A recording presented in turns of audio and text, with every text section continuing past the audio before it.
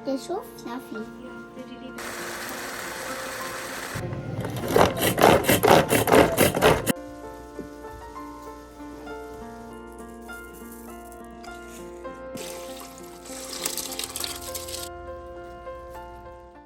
बिस्मिल्लाहिर्रहमानिर्रहीम, अस्सलाम वालेकुम। क्या हाल है? उम्मीद है कि सब खैरियत से होंगे, खूब मज़े में होंगे, खूब इंजॉय कर रहे होंगे। और जी बज रहे हैं 7:15 और ये 7:15 शाम के नहीं हैं, सुबह के हैं जी। और चंदा मामा को देखिए किस कदर आबोताब से जो है ना वो चमचमा रहे हैं, और दूर दूर तक आफताब भाई का कोई पता नहीं है।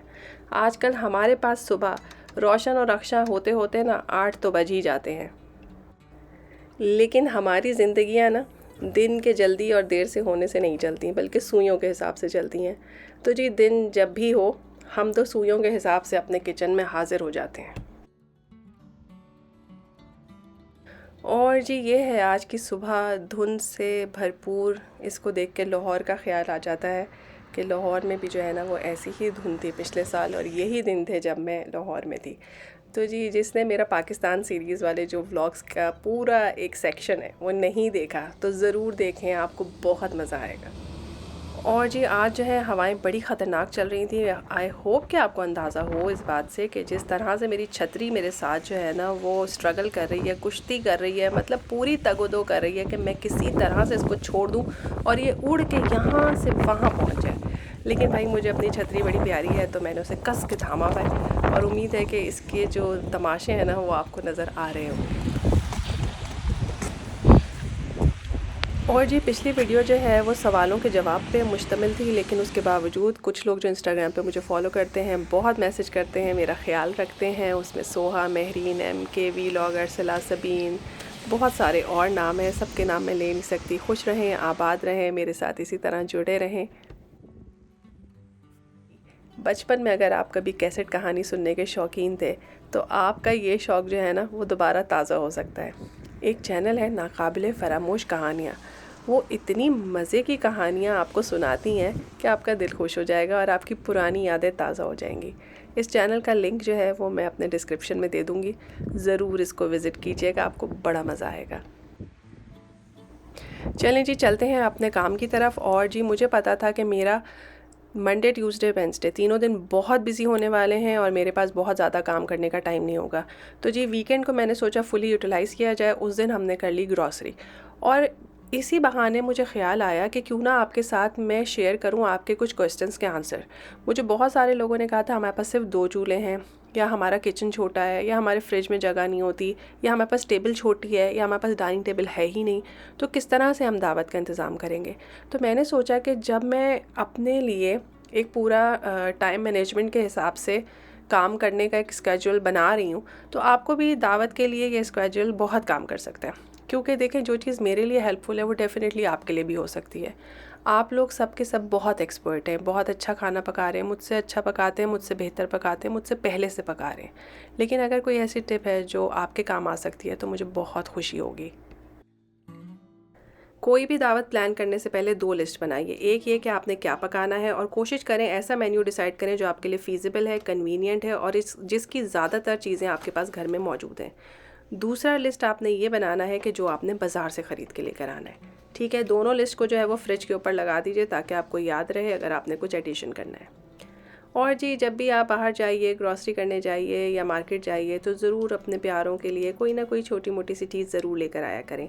ये कोई बहुत बड़ा तोहफ़ा हो ज़रूरी नहीं है, छोटी सी चीज़ भी जो है वो बच्चों को, बड़ों को बहुत खुशी देती है। कभी कभी जो है ना एक छोटी सी चॉकलेट भी जादू जैसा काम करती है। Der ist so fluffy. और मेरे जैसे आदमी के लिए तो फाल से ही बहुत है खुश करने के लिए।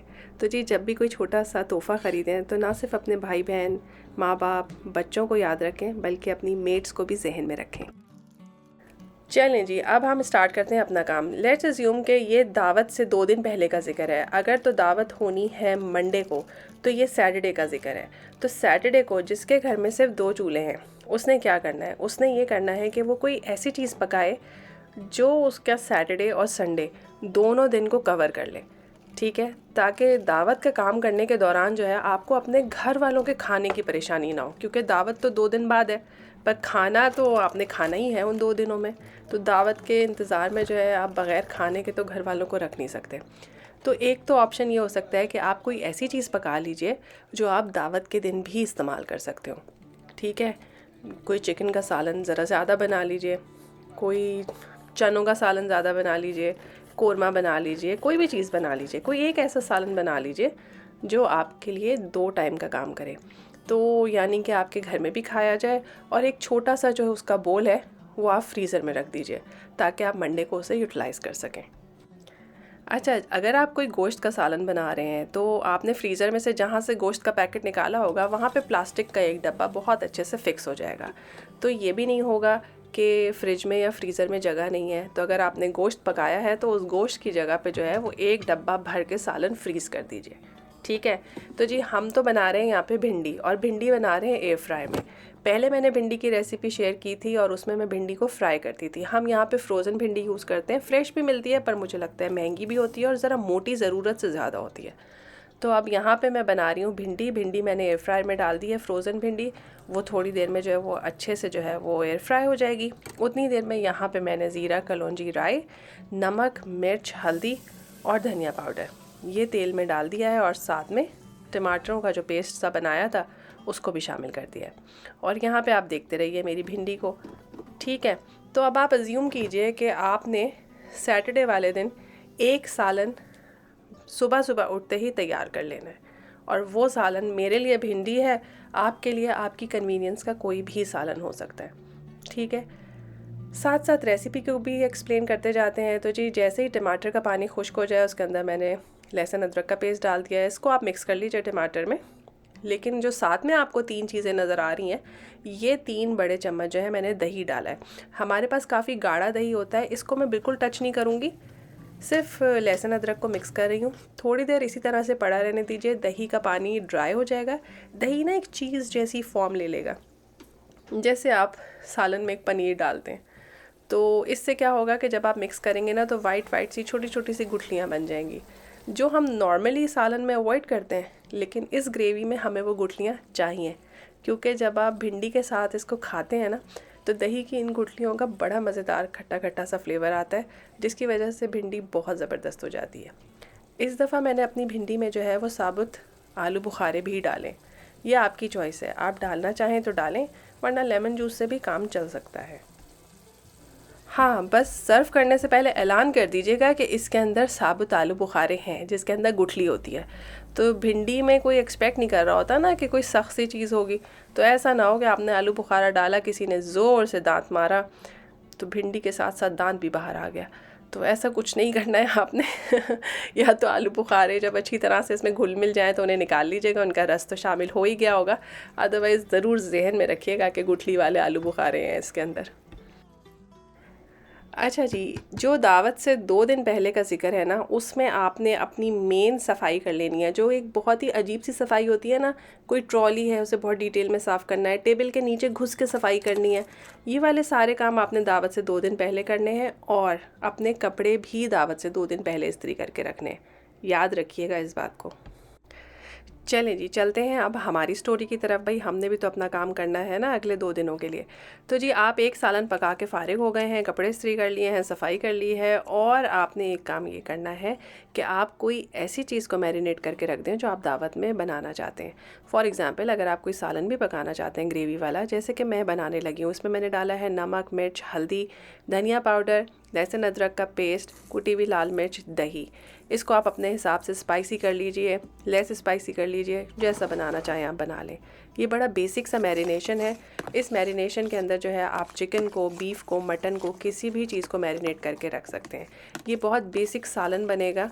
अगर आप इसको बिल्कुल ड्राई कर लेंगे तो विदाउट ग्रेवी आपका बीफ या मटन तैयार हो सकता है। और अगर आप इसको पकाने के टाइम पे मैं आपको बताऊंगी 1-2 स्टेप्स और करेंगे तो ये प्रॉपर ग्रेवी वाला सालन भी बन सकता है। अगर आप इसको बिल्कुल ड्राई बनाएंगे तो आप इसको सैंडविच में भी यूज़ कर सकते हैं। तो बहुत सारे काम हो सकते हैं अगर आप मैरिनेट करके रख लें।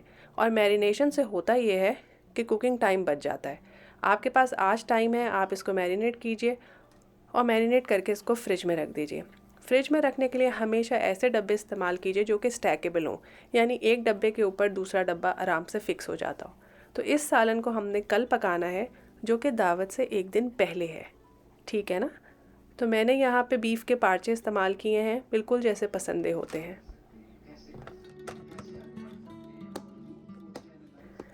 तो अब आप इसको इस तरह से समझें कि दावत से 2 दिन पहले आपने एक सालन पका के फ़ाइनल कर लिया है और एक सालन को या किसी भी चीज़ को मैरिनेट करके आपने फ्रिज में रख दिया है।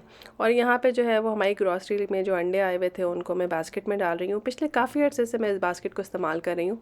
हमारे पास इस बास्केट में जामुन आए थे और पाकिस्तान से आए थे। अब आप सोचें, पाकिस्तान से कनाडा तक जामुन पहुँचे और वो आए भी दुबई के थ्रू थे। तो ये बास्केट मुझे इतनी पसंद आई क्योंकि इस तरह की बास्केट जो है ना वो कनाडा में मिलती ही नहीं है। सोचे ज़रा, पाकिस्तान में जो प्लास्टिक की छाबड़ियाँ और ये जालियाँ टोकरियाँ इतनी कॉमन है, वो कनाडा में आपको कहीं नहीं मिलती। तो बेचारी जो है वो थोड़ी शक्ल से बदशक्ल तो हो गई है, लेकिन अभी तक मेरे इस्तेमाल में है।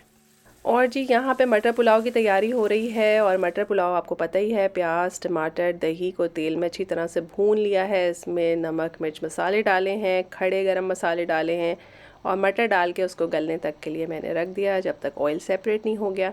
और इस तरह से जो है वो मटर पुलाव का मसाला बन गया है। चावल मैंने भिगो के रखे हुए थे, इसे राइस कुकर में डाल दूँगी, ज़बरदस्त किस्म का मटर पुलाव तैयार हो जाएगा। तो अब आप इसको इस तरह से समझ सकते हैं कि सुबह में आपने एक सालन पकाया जो आप 2 दिन खाएंगे, एक सालन को आपने मैरिनेट कर लिया नेक्स्ट डे पकाने के लिए, और एक सालन जो है वो आप पका लीजिए दावत के पर्पज़ से। ठीक है, तो 2 चूल्हे आप इस्तेमाल करके एक दिन में आराम से 2 डिशें बना के फ्रिज में या फ्रीज़र में रख सकते हैं। और यहाँ पे अगर कोई ये कहे कि हम जो है वो 1-2 दिन पहले से खाना पका के नहीं रखते हैं, तो यकीन करें कि दावत अकेले आदमी ने सिंगल हैंडेडली विदाउट अगर एनी हेल्प करनी है तो वो सेम डे बहुत सारा काम नहीं कर सकता। वो दावत फिर ऐसी हो सकती है कि आप एक सिर्फ 1 डिश कीजिए, यानी कि आप सिर्फ बिरयानी पकाएं, सिर्फ कौरमा पकाएं, नान बाज़ार से मंगवाएं और आराम से बैठ के खाएं।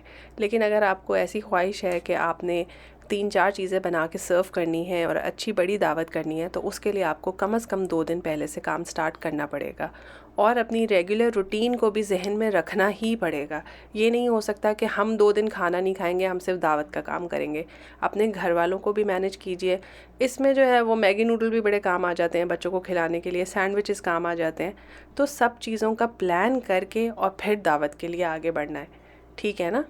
तो ये तो बिल्कुल बेसिक बातें थी और इंशाल्लाह ताला नेक्स्ट व्लॉग में जो है इससे ज़्यादा डिटेल में बात करेंगे और देखते हैं और क्या होता है। चलें फिर मिलते हैं नए और मज़ेदार से व्लॉग में। दूसरों को आसानियाँ दीजिए, अल्लाह ताला आपको आसानी देंगे। अल्लाह हाफ़िज़।